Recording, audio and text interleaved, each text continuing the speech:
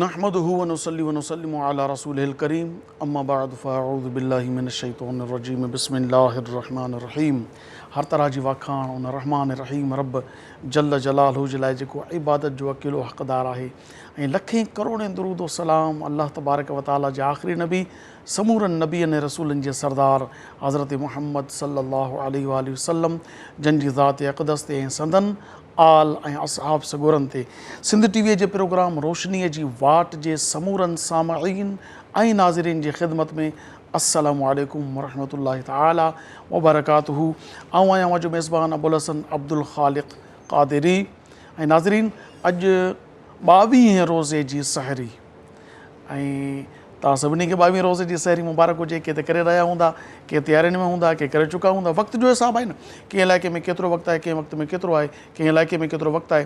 सो जेके करे चुका उन्हनि खे मुबारकूं, जेके करे रहिया आहिनि उन्हनि खे बि त हथु हलंदो रहे ऐं हेॾां कननि सां ऐं चहिरे सां नज़रुनि सां असांजो प्रोग्राम ॾिसो इंशाअल्लाह तबारक व ताला। अॼु जेको ॾींहुं आहे न, अॼोको रोज़ो बि नियत में शामिलु करे छॾियो। अॼु हज़रत सैयदा बीबी साइण हलीमा सादिया रज़ी अल्लाह ताला अन्हा जे उर्स मुबारक जो ॾियारो आहे 22 रमज़ानुल मुबारक। सो उन ॾींहं जी निस्बत सां अॼु प्रोग्राम कंदासूं। सो अॼोको रोज़ो इन जो सवाबु, छो त रोज़े जो सवाबु अल्लाह ताला फरमायो त मां ॾींदुसि, एॾो वॾो सवाबु नियत करे छॾियो त इंशाअल्लाह अॼोको रोज़े जो सवाबु हुज़ूर अलैहिस्सलाम जन जी रिज़ाई अम्मा, हुज़ूर अलैहिस्सलाम जन जी दाई सगोरी यानी बीबी हलीमा सादिया खे ईसाल कंदुसि। इंशाअल्लाह नियत करण सां ई अजर पहुची वेंदो।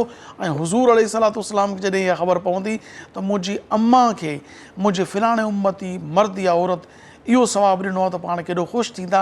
ऐं जॾहिं उहो ख़ुशि थींदा त अलाह ख़ुशि थींदो, अलाह ख़ुशि थींदो त बेड़ा पार थी वेंदा। सो अॼु इन इहे बहितरीनु टॉपिक ते गुफ़्तगू करण जे लाइ असां पंहिंजे सिंध जे सुवारी सिंध जे हिकु बहितरीनु आलिम दीन खे मदऊ कयो आहे, जेके इस्लामिक स्कॉलर एमफिल होल्डर आहिनि, उहे आलिम दीन आहिनि, तख़सुस फिल फ़िक़्ह थियल आहे। जी हाँ, मुंहिंजी मुराद टंडो इलायार शहर सां तालुक़ु रखंदड़ मुफ़्ती अतीक़ुर रहमान लाखो। मुफ़्ती साहब अस्सलाम वालेकुम। वालेकुम सलाम। अवां जी महिरबानी, अवां असांजे प्रोग्राम में तशरीफ़ वठी आया। असां अवां खे दिलि जी गहराइनि सां भलीकार चऊं था। ऐं अॼु असांजे प्रोग्राम में जंहिं सना ख़ान शिरकत कई आहे इन जो तारुफ़ बि कराईंदो हलां मोहतरमा इरम शबीर साहिबा। अस्सलाम वालेकुम। वालेकुम अस्सलाम आपका शुक्रिया, आप हमारे प्रोग्राम तशरीफ़ लाई। सो नाज़रीन, अवां खे ख़बर आहे असांजी रीत आहे त असां पंहिंजे प्रोग्राम जी शुरूआत इब्तिदा कंदा आहियूं अल्लाह तबारक व ताला ऐं उनजे महबूब अलैहिस्सलाम जी सनाख़ानी सां। अचो त मोहतरमा इरम शबीर साहिबा खां नाते रसूल पाक सल्लल्लाहु अलैहि वसल्लम ॿुधूं। हमने आँखों से देखा नहीं है मगर, हमने आँखों से देखा नहीं है मगर, उनकी तस्वीर सीने में मौजूद है, जिसने लाकर कलामे इलाही दिया, जिसने लाकर कलामे इलाही दिया, वो मोहम्मद मदीने में मौजूद हैं। फूल खिलते हैं पढ़ पढ़ के सल्ले अला, फूल खिलते हैं पढ़ पढ़ के सल्ले अला, झूम कर कह रही है ये बादे सबा, ऐसी खुशबू चमन के गुलों में कहाँ, ऐसी खुशबू चमन के गुलों में कहाँ, जो नबी के पसीने में मौजूद है। हमने आँखों से देखा नहीं है मगर, उनकी तस्वीर सीने में मौजूद है। हमने माना कि जन्नत बहुत है हसी, हमने माना कि जन्नत बहुत है हसी, छोड़ कर हम मदीना न जाए कहीं, यूं तो जन्नत में सब है मदीना नहीं, यूं तो जन्नत में सब है मदीना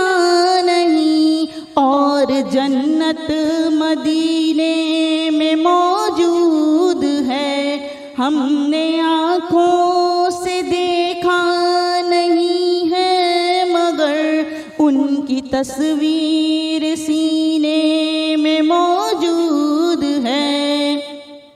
چھوڑنا تیرا طیبہ گوارا نہیں، چھوڑنا تیرا طیبہ گوارا نہیں، ساری دنیا میں ایسا نظارہ نہیں، ایسا منظر زمانے نے دیکھا نہیں، ایسا منظر زمانے نے دیکھا نہیں، جیسا منظر مدینے میں موجود ہے. ہم نے آنکھوں سے دیکھا نہیں ہے مگر ہم نے آنکھوں سے دیکھا نہیں ہے مگر ان کی تصویر سینے میں موجود ہے. ماشاء اللہ تبارک و تعالیٰ. ارم شبیر صاحبہ، آپ نے نعت رسول پاک صلی اللہ علیہ وسلم پیش کرنے کی سعادت حاصل کی. اللہ پاک اپنی بارگاہ میں قبول فرمائے. ناظرین اچھو تو مفتی صاحب سے گفتگو جو آغاز کریوں. جی مفتی صاحب، اج عرس مبارک جو ڈیہڑو ہے 22 رمضان المبارک، حضرت بی بی حلیمہ سعدیہ رضی اللہ تعالیٰ عنہ جن جو پہریں مختصر تعارف کرایو تو پوری وری سندن سیرت طیبات گفتگو شروع کریوں. اعوذ باللہ من الشیطان الرجیم، بسم اللہ الرحمن الرحیم. اللہم صلی علی سیدنا و مولانا محمد وعلی آلہ و اصحابہ و اہل بیتہ وبارک وسلم علیہ. تمام تعریفوں، توصیفوں، مدحتوں، ثناؤں اللہ رب العالمین جے لائے جے تمام جہان وارن جا پالنہار آہن. کروڑے درود و سلام نبی آخر الزماں حضرت محمد مصطفیٰ صلی اللہ علیہ وآلہ وسلم تے جے تمام جہان وارن جے لائے رحمت بنجی تشریف کھنی آیا. حضرت بی بی حلیمہ سعدیہ رضی اللہ تعالی عنہا اہے خوش نصیب خاتون آہن جن کے یہ شرف حاصل تھو جو نبی کریم صلی اللہ علیہ وآلہ وسلم کے انہوں نے تھن پیاری. سبحان اللہ. ऐं पोइ उन खां पोइ पाण साहिब ईमान थियूं. सिर्फ़ु पाण ईमान न आंदो बल्कि संदन जे ख़ावंद मुड़ुस उन बि ईमान आंदो, संदन जे बचड़नि उन्हनि बि ईमान आंदो. त इहा बि हिकिड़ो मक़ाम ऐं मर्तबो हज़रत सैयदा हलीमा सादिया रज़ी अल्लाह ताला अन्हा खे अता थियो. इन्हनि जे मक़ाम ऐं मर्तबे जे हवाले सां जेकॾहिं असीं कुझु ॿुधूं या पढ़ूं त रसूलुल्लाह सल्लल्लाहु अलैहि वआलिहि वसल्लम सां वॾो मुहबत वारो ताल्लुक़ हूंदो हुयो. माशाअल्लाह. तमामु घणो मुहबत कंदियूं हुयूं. ऐं सिर्फ़ु हज़रत सैयदा हलीमा सादिया रज़ी अल्लाह ताला अन्हा न बल्कि संदन जी न्याणी यानी रसूलुल्लाह सल्लल्लाहु अलैहि वआलिहि वसल्लम जी जेका रदाई भेण हुई उहे वॾियूं मुहबत कंदियूं हुयूं. बल्कि सीरत निगारनि लिखण वारनि कुझु उहे अहिड़ा अशआर लिखिया आहिनि जॾहिं हज़रत शीमा रज़ी अल्लाह ताला अन्हा रसूलुल्लाह सल्लल्लाहु अलैहि वआलिहि वसल्लम खे खणी वेंदियूं हुयूं त उहे अहिड़ा कोडाणा अहिड़ा अल्फाज़ उहे इस्तेमालु थिया आहिनि जिन जो मफ़हूम इहो आहे त मां चाहियां थी त तव्हांखे जवान थींदे ॾिसां ऐं मुंहिंजी अखियुनि जा ठार थियो. सो इहो सॼो मुहबत जो ताल्लुक़ हुयो. जीअं मशहूरु आहे, तव्हां ॿुधो हूंदो, नाज़रीन इकराम जी समातुनि सां बि इहो गुज़रियो हूंदो त अल्लाह तबारक व ताला हज़रत हलीमा रज़ी अल्लाह ताला अन्हा खे जेके बरकतूं अता कयूं ऐं जेके मक़ाम ऐं मर्तबा अता कया उन जे ज़रिए गोया कि अल्लाह तबारक व ताला नबी आख़िर ज़मां हज़रत मुहम्मद सल्लल्लाहु अलैहि वआलिहि वसल्लम जे मक़ाम खे उजागर कयो. वाह वाह वाह. हज़रत हलीमा सादिया रज़ी अल्लाह ताला जेके बनु साद क़बीलो हो उन खां ताल्लुक़ रखंदियूं हुयूं ऐं जेको आहे एॾो शाहूकार न हुयूं, अहिड़ो घराणे खां ताल्लुक़ न रखंदियूं हुयूं जेको आसूदो हुजे. उन्हनि जे बारे में चए थो सीरत निगार लिखनि था रसूलुल्लाह सल्लल्लाहु अलैहि वआलिहि वसल्लम जी सीरत में त उते रवाजु हूंदो हुयो अरब में त ज़बान जी बहितरी जे लाइ, फसी ज़बान जे लाइ ऐं बहितरीनु नशो नमा जे लाइ, बहितरीनु आब व हवा जे लाइ त जेके मुख़्तलिफ़ क़बाइल हूंदा हुआ उन्हनि जूं औरतूं जिन खे दायूं चऊं उहे वञी करे ॿारनि खे हंज वठंदियूं हुयूं ऐं उन्हनि खे खणी ईंदियूं हुयूं पंहिंजे मागनि ॾांहुं, पंहिंजे घरनि ॾांहुं, पोइ उन्हनि जी तरबियत बि कंदियूं हुयूं, खीर बि पीआरींदियूं हुयूं। इन जे करे इहो हूंदो हुयो जो जेको ॿारु आहे उन जी तरबियत बि सुठी थिए, उन जी नशोनुमा बि सुठी थिए ऐं उन जी ज़बान बि सुठी थिए। छो त एतिरी अहमियत ॾिनी वेंदी। असांजे अॼु दौर में ज़बान खे शायदि एॾी अहमियत नथी ॾिनी वञे, पर पहिरीं दौर में इहो ज़रूरी हूंदो हुयो त उन्हनि खे सुठी ज़बान सेखारी वञे।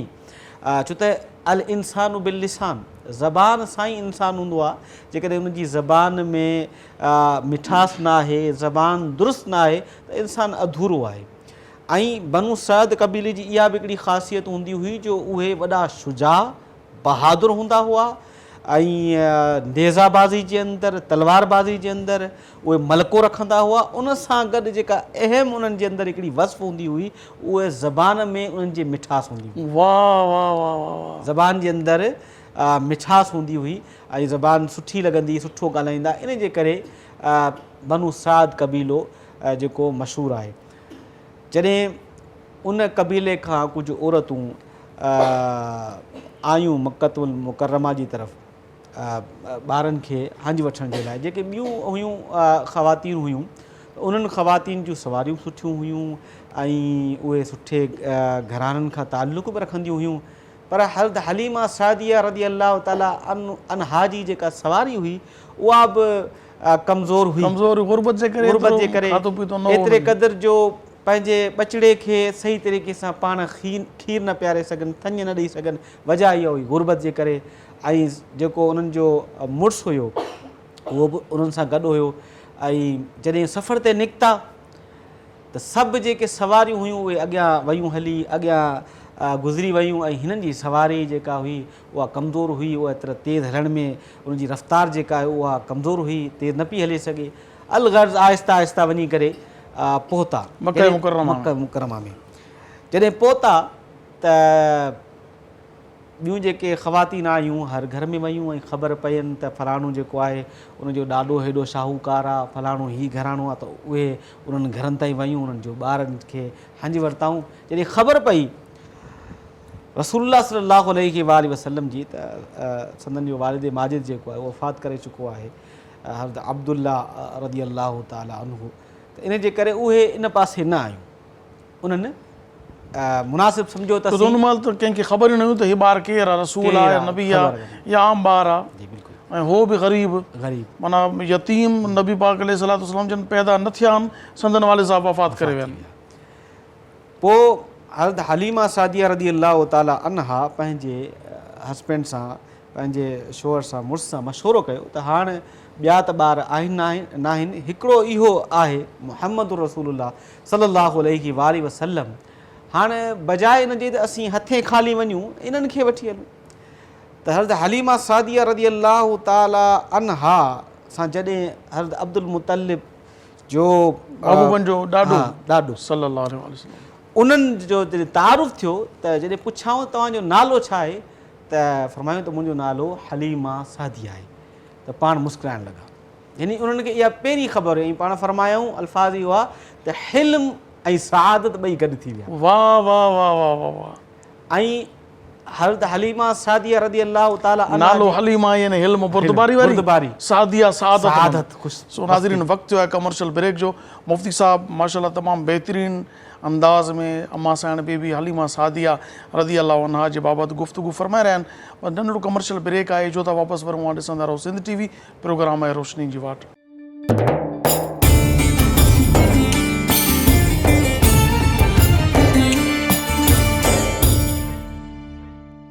भलीकार नाज़रीन नवां ॾिसी रहिया आहियो सिंध टीवी, प्रोग्राम आहे रोशनी जी वाट।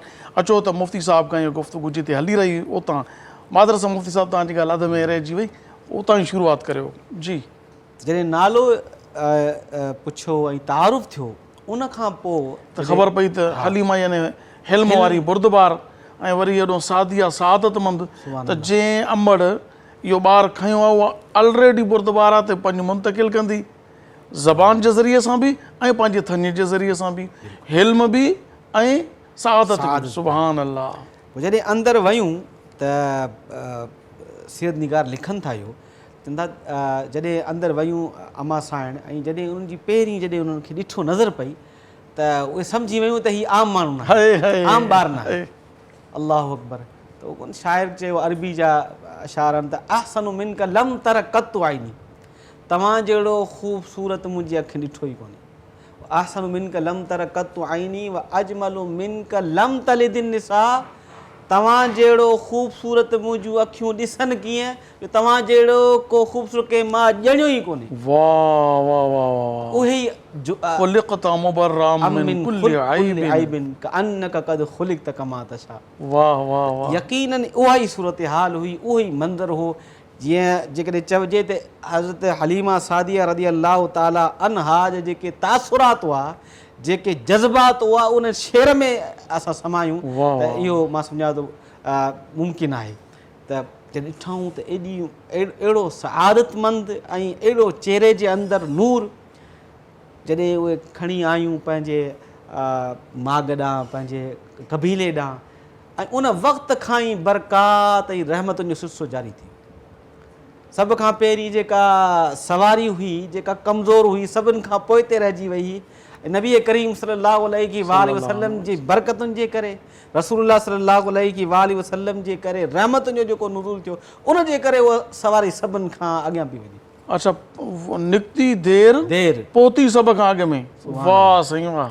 इहे नबी करीम असल में ॾिसो न, इहे असां ॻाल्हियूं छो था कयूं, इहे ॻाल्हियूं अॼु असां छो तव्हां बहितरीनु हिकिड़ो टॉपिक मुंतख़ब कयो आहे त इहो रसूलुल्लाह सल्लल्लाहु अलैहि वसल्लम जी अज़मत उन सां मालूम थिए थी त हूअं त अल्लाह तबारक व ताला वटि रसूलुल्लाह सल्लम जो मर्तबो मक़ाम वॾो आहे, हबीबुल्लाह, पर हीअ जेके इहे वाक़ियात, हीअ जेके मज़ाहिर ऐं जेके इहे शयूं मालूम थियनि पियूं ऐं असां जेको पढ़ूं था ॾिसूं था त इन मां इहो छा आहे त इहा अज़मत मुस्तफ़ा सल्लल्लाहु अलैहि वसल्लम खे उजागर करणु आहे त मख़लूक़ ख़ुदा खे ख़बर पइजी वञे त अल्लाह जे रसूल जो मर्तबो केॾो आहे, अल्लाह जे रसूल जी अज़मत केतिरी आहे, अल्लाह जे रसूल जेके इख़्तियार केतिरा मिलिया आहिनि।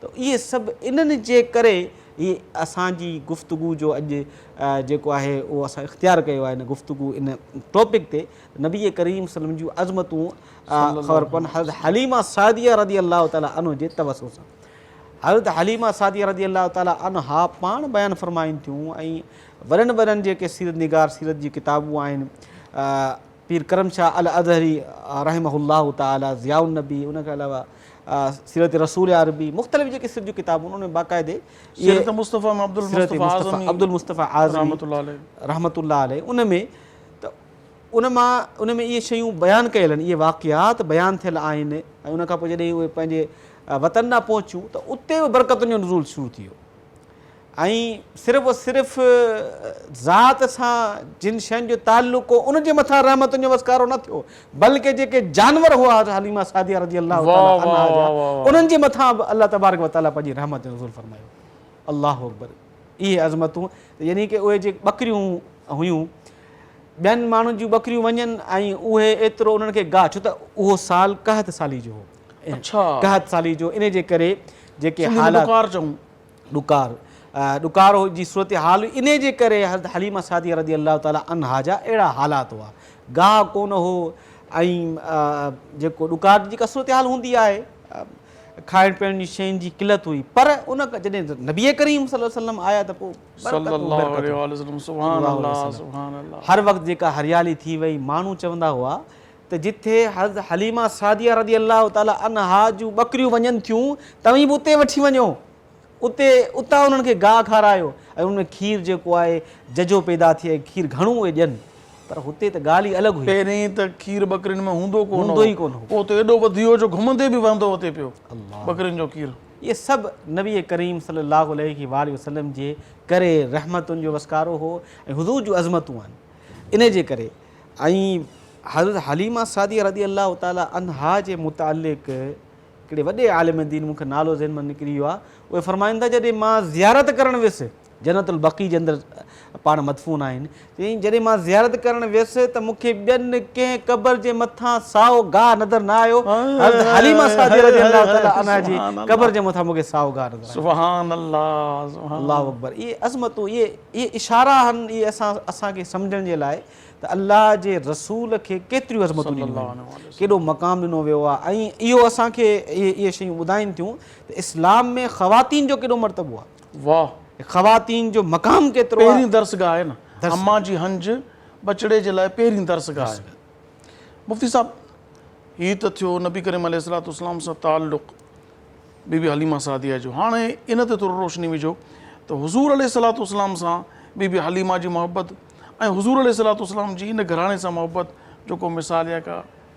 बिल्कुलु नबी करीम सल्लल्लाहु अलैहि वसल्लम वॾी मुहबत फरमाईंदा हुआ हज़रत हलीमा सादिया रज़ियल्लाहु ताला अन्हा सां ग़ज़वा हुनैन जे मौक़े ते जॾहिं आयूं, ऐं उन खां पोइ बाद में मुलाक़ात थींदियूं रहियूं आहिनि।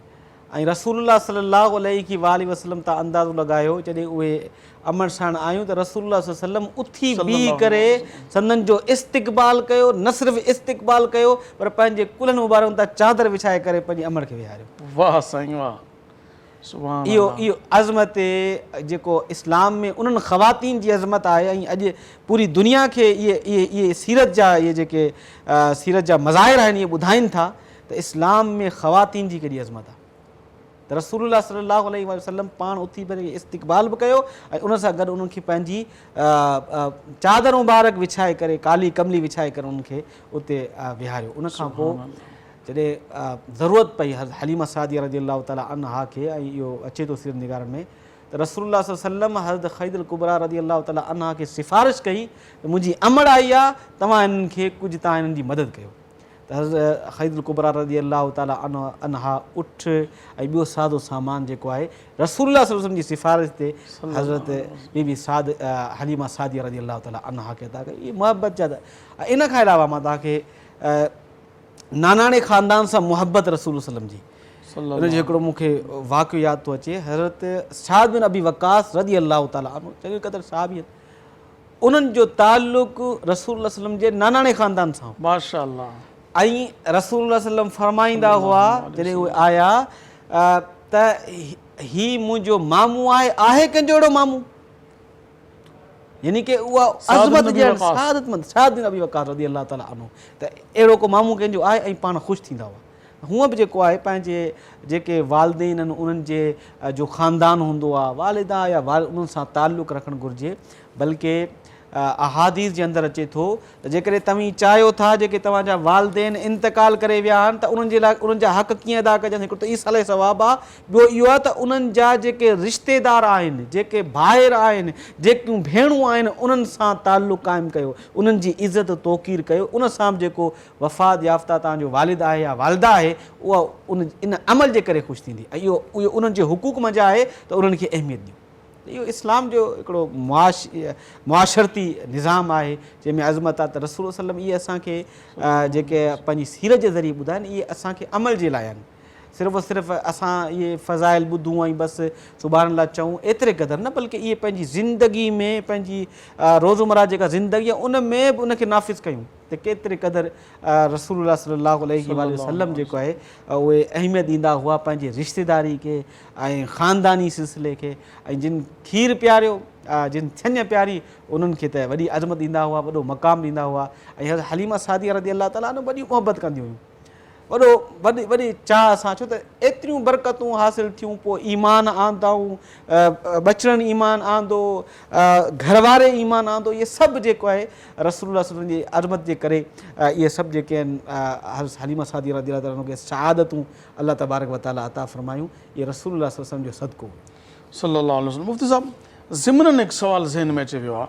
हिकु त अम्मा उहा जंहिं जनमु ॾिनो, अम्मा सां बीबी आमिना रज़ियल्लाहु ताला अन्हा, ॿी अम्मा उहा जंहिं थञ पीआरी ऐं नंढपण में परवरिश कई, टी अम्मा मौला अली जी वालिदा मोहतरमा बीबी फ़ातिमा बिनत असद जंहिं बीबी हलीमा जी विसाल शरीफ़ खां बाद, बीबी आमिना जी विसाल शरीफ़ खां बाद परवरिश जो शरफ़ हासिलु कयो। हाणे हू त थी वई चाचे जी घरवारी, चाची हुई, ऐं रिश्तो हुन सां। हाणे बीबी हलीमा सादीअ सां जेको वालदा जो रिश्तो ॻंढिजे थो उहो आहे रिज़ात जो। थोरो रिज़ात जे रिश्ते खे वाज़े करियो त रिज़ात कॾहिं क़ाइमु थींदी आहे, ताकी असांजे साम्हूं नाज़रीन खे ख़बर पवे त रिज़ाई रिश्ते जो ताल्लुक़ क़ाइमु कीअं थींदो ऐं उनजा अहकाम छा आहिनि। रिज़ाई रिश्ते जो ताल्लुक़ खीर सां हूंदो आहे। जेका खीर पीअण जी उमिरि हूंदी आहे उन में ई, जेकॾहिं खीर पीअण जी उमिरि ख़तमु थी उन खां पोइ जेकॾहिं खीर पीए थो, थञ पीए थो, त पोइ उन में रज़ात साबित कान थींदी आहे। जेका खीर पीअण जी उमिरि हूंदी आहे उन में रज़ात खीर पीअण सां ऐं ईअं ई नसब साबित थी वेंदो आहे। जीअं नसब सां हुरमत हूंदी आहे, वालदा हूंदी आहे। मुदत केतिरी आहे? 2 साल। 2 साल औरत खे ॿार ॼणे 2 साल न थिया हुजनि, यानी 2 सालनि खां अॻु में पीआरे, ऐं ॿारु पैदा थियो हुजे त बि उनखे 2 साल पूरा न थिया हुजनि। जेकॾहिं ॿार जी उमिरि 2 साल खां वधी वई या औरत जंहिं जनमु ॾिनो आहे के ॿिए ॿार खे, उनखे 2 साल खां मथे थियो त हाणे इहो खीर हिन जे लाइ रिज़ाई रिश्तो क़ाइमु न कंदो। जॾहिं छो त रिज़ाई रिश्ते में इहो हूंदो आहे जो खीर पीअंदो आहे ॿार त उन जी जिस्म आज़ा जी जेका आहे उहा नशो नुमा थींदी आहे, खीर सां थींदी आहे। ज़ाहिरी ॻाल्हि आहे, नंढड़ो ॿार त खीर ई पीअंदो आहे। त इन जे करे इहो हिकिड़ो अक़ली जे करे ॻाल्हि कजे त उनजो ताल्लुक़ हूंदो आहे। सो रज़ाई जेका हुरमत जेका वालदा जी नसब सां हूंदी आहे, जेका खीर पीआरींदी आहे, थञ पीआरींदी आहे वालदा, उनजो बि जेका हुरमत आहे नसब वांगुरु हूंदी आहे। त उनजो हुरमत ऐं उनजी अहमियत ऐं उनजो ताल्लुक़ जेको आहे नसब वांगुरु हूंदो आहे। फ़र्क़ु इहो हूंदो आहे त हुनखे जेको नसब सां हूंदो आहे उनखे त पाण ॼणियो हूंदो आहे, उनखे ऐं जेको थञ वारो हूंदो उनखे ॼणियो न आहे हूंदो, पर उनखे खीर पीआरिबो आहे। इन जे हवाले सां हिकिड़ी आऊं तव्हांखे अलामा साहिबु ॻाल्हि कयां त असां में ईअं थञ पीआरे छॾींदा आहिनि।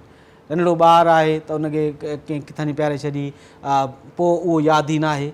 जॾहिं थञ पीआरी आहे त पोइ हाणे उन्हनि जे अहकाम बि लागू थींदा, त उनजी जेके नसब आहिनि उन सां जेके थञ जे करे हराम थी वञनि थियूं त उहो उन्हनि सां निकारण थो थी सघे। सो इन जे करे इन शइ में लिहाज़ करणु घुरिजे। ईअं न आहे त हिकदमि बसि जंहिं ॿार खे ॾिठो ऐं को आहे त उनखे थञ पीआरणु शुरू करे छॾी, पोइ उन खां पोइ ख़बर ई न आहे। इन जे करे इन शइ ते थोरो गौर करणु घुरिजे। थोरो इन शइ जी वज़ाहत करियो मुफ़्ती साहिबु त उहो रिश्तो जेको क़ाइमु थी थो वञे रिज़ात जो, त कहिड़े क़ानून मुताबिक़ उन सां निकाह थींदो न थींदो, ऐं मीरास जी तक़सीम हिसो आहे न आहे, कहिड़ो ताल्लुक़ रहे थो उन माउ सां, उन जी औलाद सां, या हिन पीअण वारे ॿार जी ॿी औलाद सां बि ताल्लुक़ रहे थो, या फ़क़ति इन सां ई या इन जी औलाद सां बि ताल्लुक़ आहे, इहो थोरो वज़ाहत करियो। ॾिसो त जीअं हदीस शरीफ़ आहे त जेका हुरमत रज़ा सां साबित थींदी आहे त उहा अहिड़ी ईअं ई हूंदी आहे जीअं उहा हुरमत नसब सां शामिलु थींदी आहे। त रज़ा जो बि एॾो वॾो इन जो ताल्लुक़ आहे हुरमत जे हिसाब सां। हाणे जेको ॿार जेका हुनजा भाइर हूंदा आहिनि ऐं जेके जिन जी खीर पीए थो, थञ पीए थो, रज़ाई माउ ऐं उनजा जेके ॿार आहिनि, जेका औलाद आहे हुनजी, त उहा हिन जा रज़ाई भाउ भेण थी आहे। अच्छा, थोरे नंढा हुजनि या वॾा हुजनि, हीअ ग़लतफ़हमी हिकिड़ी फैलियल आहे त यार जंहिं ॿार सां गॾु हिन खीर पीतो आहे त इहो ई हुनजी भेण या भाउ आहे, बाक़ी ॿियनि सां हिन जो ताल्लुक़ न आहे। छा हिन में ईअं मुश्किल न आहे। जेको रज़ा जो ताल्लुक़ उहो खीर जे माउ जे तवसुस सां आहे त ॿियनि सां बि आहे। ईअं न आहे सिर्फ़ु उन ई पीतो आहे त उनजो ई आहे। यानी उन औरत जी समूरी औलाद हिन जी सॻी भेण सॻे भाउ वांगुरु थी वई, यानी कि उन सां निकाह हमेशह हमेशह लाइ हराम थी वियो। अच्छा, रुॻो इन सां थी वई या इन जो ॿियो भेण भाउ आहे त उन सां बि ताल्लुक़ थिए थो, या सिर्फ़ु इन सां ई? जेको उन जंहिंजी खीर पीतो आहे, जंहिं ख़ातून उन जेको औलाद आहे उन सां उनजो ताल्लुक़ आहे। बाक़ी ॿियनि भाइरनि सां उनजी औलाद जो रिश्तो थी सघे थो? ॿिया भाइर जेके हिन जे बतन मां जा कोन्हनि त पोइ उन्हनि सां थी सघे थो, उहो त भाउ कोन चवराईंदा, उनजो औलाद कोन चवराईंदा। माशाल्लाह, तमामु बहितरीनु गुफ़्तगू मुफ़्ती साहिबु। मगर वक़्तु थियो आहे कमर्शियल ब्रेक जो। नाज़रीन, असां नंढड़ी साई था वठूं, ऐं ॾिसंदा रहो सिंध TV प्रोग्राम रोशनी जी वाट। असां जो था वापसि वरूं।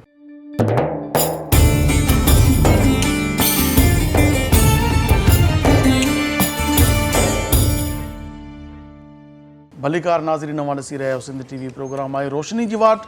22हें रोज़े जी सहरी जा पुरकैफ़ लम्हात, मज़ेदार ॾिहाड़ा ऐं बाबरकत रातियूं, ऐं मौज़ू जॾहिं हुजे हुज़ूर जे अमर साइण जो, त पोइ छा ॻाल्हि कजे।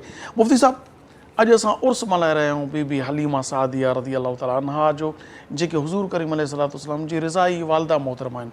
भला उर्स गुफ़्तगू छिड़ी आहे त थोरो इन ते बि अचूं त उर्स मल्हाइणु कीअं आहे, शरीयत जे बारे में छा थी चए पई?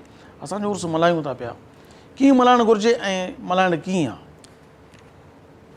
उर्स जो जेको लफ़्ज़ आहे इहो हिकिड़ी हदीस शरीफ़ मां माख़ूज़ आहे, जेका हदीस तवील आहे, मुहद्दिस इकराम नक़ल कई आहे, उन हदीस खे नक़ल कयो आहे, जंहिंमें जॾहिं मुनकर नकीर सुवाल जवाबु कंदा क़बर में, मुनकर नकीर, हा, उन खां पोइ उनखे चयो वेंदो त नम क नौमतिल आरूसी, त आराम कयो, सुम्ही रहो जीअं कुंवार आराम कंदी आहे। त उलमा इकराम फरमाइनि था त इहो उर्स लफ़्ज़ जेको आहे इन मां ई निकितो आहे। उर्स जो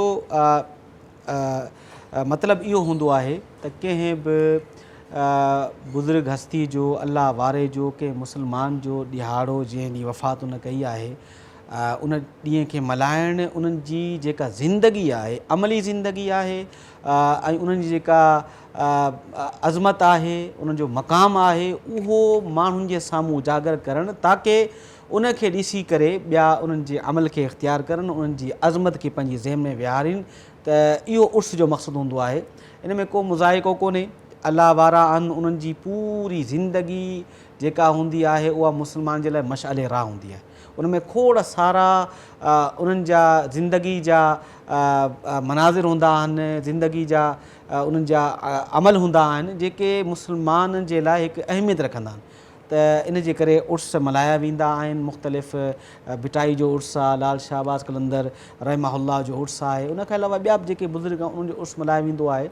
त मक़सदु उर्स जो इहो हूंदो आहे त उन्हनि जी ज़िंदगी खे साम्हूं रखिजे ऐं उन खां अलावा उन्हनि खे भेटा पेश कजे। भेटा के तरीक़े सां इस्लामी तरीक़े जी भेटा इहा आहे जो उन्हनि जे लाइ इसाले सवाबु कजे, यानी कुझु पढ़िजे, क़ुरान पाक वग़ैरह उन्हनि खे उन्हनि जो ईसाल कजे सवाबु, ताकी अल्लाह तबारक व ताला उन्हनि खे वधीक उन्हनि जे दर्जात खे बुलंद फ़रमाए। इहो त हिकु पूरो वॾो टॉपिक आहे ईसाले सवाबु, त कहिड़े तरीक़े सां असीं ॿिया जेके असांजा मुस्लमान विया हली आहिनि, जेके बुज़ुर्गान दीन, उन्हनि खे असीं कीअं ख़ुशी पहुचाए सघूं था।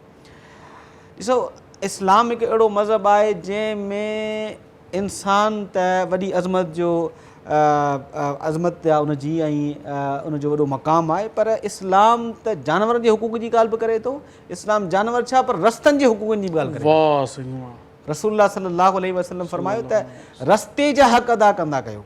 उनमें रस्ते जो हक़ छा आहे? सलाम जो जवाबु ॾियणु, का तकलीफ़ दे शइ आहे उनखे हटाइणु। जानवरनि जे बारे में त खोड़ सारियूं सीरत में तव्हांखे अहिड़ा वाक़ियात मिलंदा जंहिंमें हुकूक ॿुधाए विया आहिनि जानवर जा।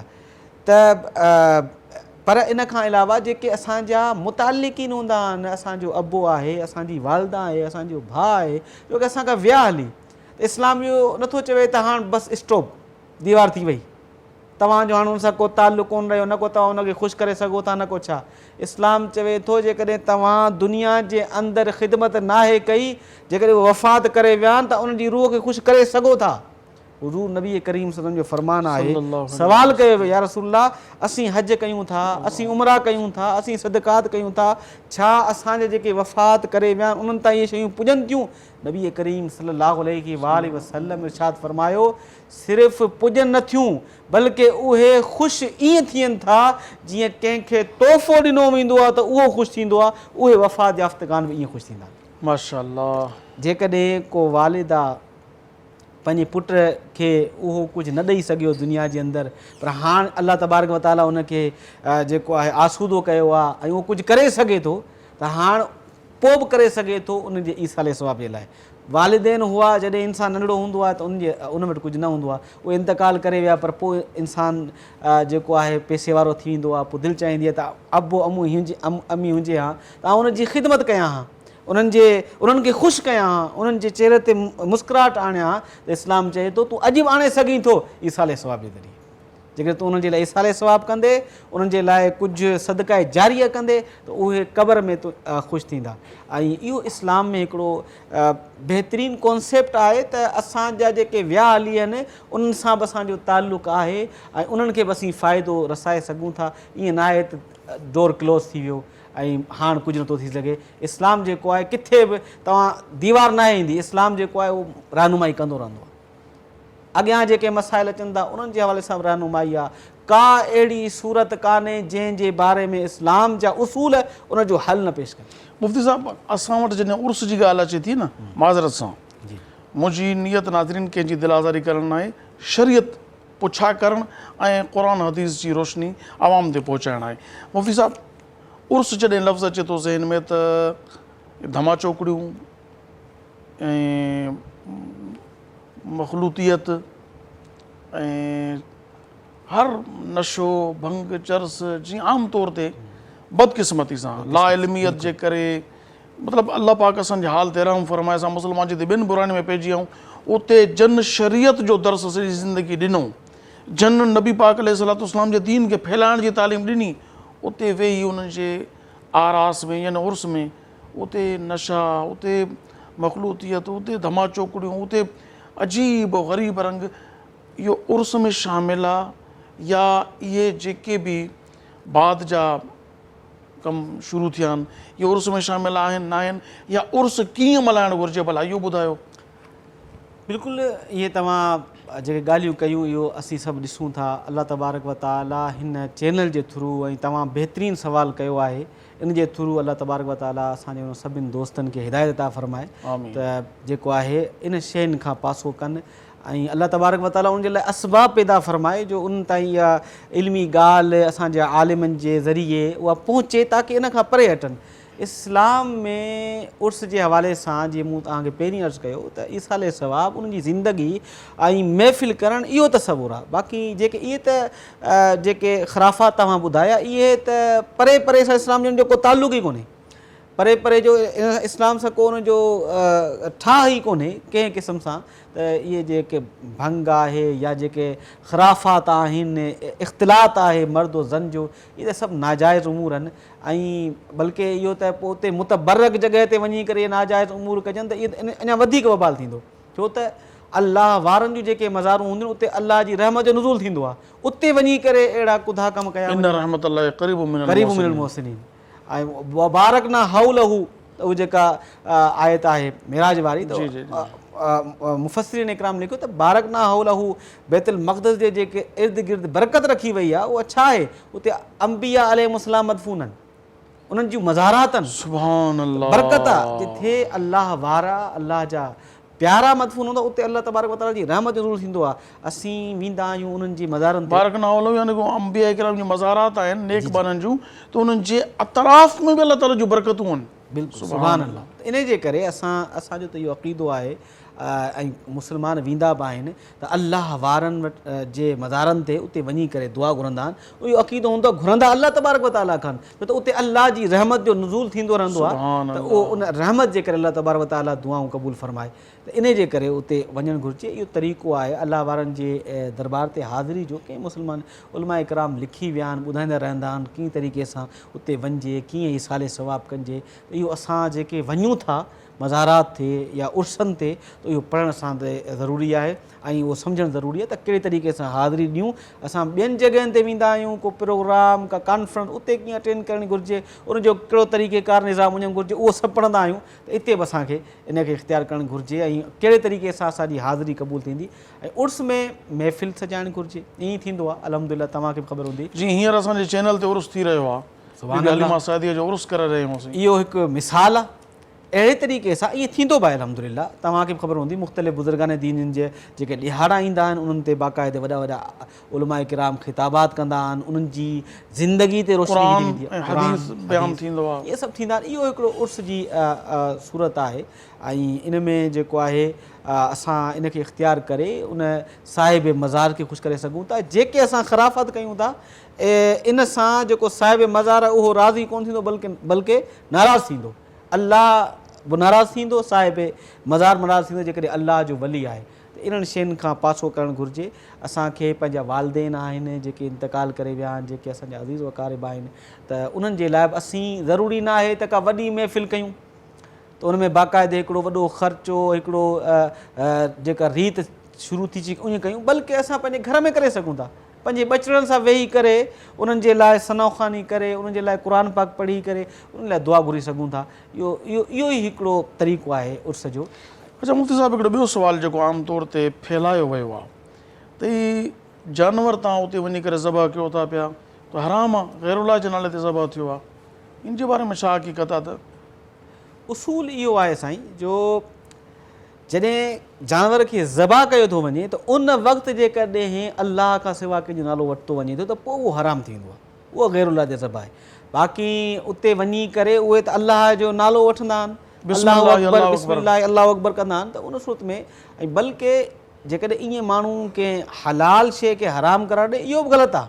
हिकिड़ी हलाल शइ आहे, हलाल खे हराम करार ॾियणु, हराम खे हलाल करणु कंहिं बहाने खे इख़्तियार कोन्हे, इहो त अलाह तबारक व तआला जेके शयूं हराम करार ॾिनियूं आहिनि। हाणे ईअं चइजे त जॾहिं असां ज़बह कयोसीं बिस्मिल्लाह अल्लाहु अकबर हलाल थी वियो, हाणे असां पाण खाऊं या विरायूं, जेकॾहिं विराईंदासूं त अजर मिलंदो, उहो अजर बाबे खे, अम्मा खे, बुज़ुर्ग खे ईसाल करियूं, हिन में हरज न आहे। हा जेकॾहिं ज़बह करण महिल या कलंदर गौस पाक जो नालो वरितो, बेटाई घोट जो नालो वरितो, कंहिं बुज़ुर्ग जो नालो वरितो, पोइ यकीनन हराम थी वियो। नाज़रीन, अॼोको प्रोग्राम पंहिंजी पुॼाणी खे पहुतो, वक़्तु छो त थोरो हूंदो आहे, सो असांजी हिन प्रोग्राम में, असांजे प्रोग्राम में कहिड़ी शइ अव्हांखे सुठी लॻी ऐं कहिड़ी शइ अव्हां अञा ॾिसणु चाहियो था, महिरबानी करे यूट्यूब ते अचो, सिंध TV HD इस्लामिक लिखी चैनल ईंदो, सर्च करियो, उनखे सब्सक्राइब करियो, उते तव्हां कमेंट्स ॾियो, कहिड़ी शइ अञा ॾिसणु चाहियो था, इनशाअल्लाह असां तव्हांजे कमेंट्स खे पंहिंजे प्रोग्राम में शामिलु कंदासूं। ऐं फेसबुक ते असांजो पेज आहे, पेज ग्रुप न page, Sindh TV HD official page खे फॉलो करियो, लाइक करियो, कमेंट्स ॾियो, इनशाअल्लाह तबारक व तआला तव्हांजा सवालात बि असां पंहिंजे प्रोग्राम में ईअं ई जो मां सवालात करियां थो, इहे बि कंहिंजा सवालात हूंदा आहिनि, मां पेश करे छॾींदुसि इनशाअल्लाह। सुभाणे वरी मुलाक़ात थींदी, तेसीं ताईं मां मुफ़्ती अतीक़ुर रहमान लाखो साहिबु टंडो अलियार खां तशरीफ़ वठी आया, मुंहिंजी महिरबानी, अल्लाह पाक मुंहिंजी हाज़िरी खे पंहिंजे बारगाह में क़बूल फ़रमाए। ऐं असां वटि जेकी सना ख़ान तशरीफ़ वठी आई मोहतरमा इरम शबीर साहब, आपका शुक्रिया, आप हमारे प्रोग्राम तशरीफ़ लाई, अभी मेरे इजाज़त लेने के बाद आप नात भी सुनाएंगी। नाज़रीन, इन कलिमात सां पंहिंजी मेज़बान अबुल हसन अब्दुल ख़ालिक़ क़ादरी खे इजाज़त ॾींदा त सुभाणे साॻिए वक़्त ते अल्लाह तबारक ताला चाहियो त अव्हां सां नज़रुनि जो मुलाक़ात थींदी, मगर मौज़ू को ॿियो हूंदो, सिंध TV चैनल हूंदो, प्रोग्राम रोशनी की वाट, मगर टॉपिक सुभाणे वरी को ॿियो हूंदो इनशाअल्लाह तबारक ताला। तेसीं ताईं इजाज़त ॾींदा अल्लाह वाही, अस्सलामु अलैकुम वरहमतुल्लाहि ताला। मुनव्वर मेरी आँखों को मेरे शम्सो दुहा कर दे, मुनव्वर मेरी आँखों को मेरे शम्सो दुहा कर दे, मुनव्वर मेरी आँखों को मेरे शम्सो दुहा कर दे, मुनव्वर मेरी आँखों को मेरे शम्सो दुहा कर दे, गमों की धूप में वो साये जुल्फ़ें दुता कर दे, गमों की धूप में वो साये जुल्फ़ें दुता कर दे, मुनव्वर मेरी आँखों को मेरे शम्सो दुहा कर दे, जहाँ पानी अता कर दे, भरी जन्नत हिबा कर दे, जहाँ पानी अता कर दे, भरी जन्नत हिबा कर दे, नबी मुख्तार कुल हैं जिसको जो चाहे अता कर दे, नबी मुख्तार कुल हैं जिसको जो चाहे अता कर दे, फिजा में उड़ने वाले यूं न इतराए निदा कर दे, फिजा में उड़ने वाले यूं न इतराए निदा कर दे, वो जब चाहे जिसे चाहे उसे फरमा रवा कर दे, वो जब चाहे जिसे चाहे उसे फरमा रवा कर दे, नबी मुख्तार कुल हैं जिसको जो चाहे अता कर दे, नबी से जो हो बेगाना उसे दिल से जुदा कर दे,